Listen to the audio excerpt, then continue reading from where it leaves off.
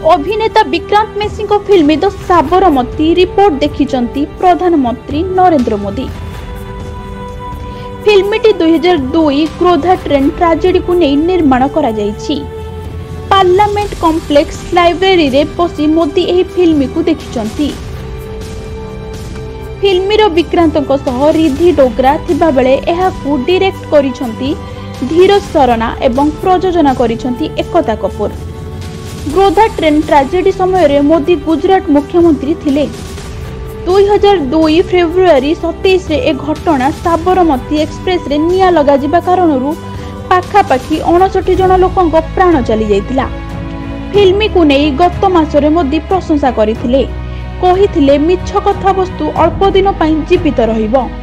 एथिसह साबरमती फिल्मटी को से प्रशंसा करिथिले। नवेम्बर 15 रे रिलीज होइतिबा ए फिल्म को उत्तर प्रदेश, उत्तराखंड, गुजरात, ओडिशा, मध्य प्रदेश और हरियाणा समेत बीजेपी शासित राज्य में टैक्स फ्री करा जाइछि। ब्यूरो रिपोर्ट माई टीवी।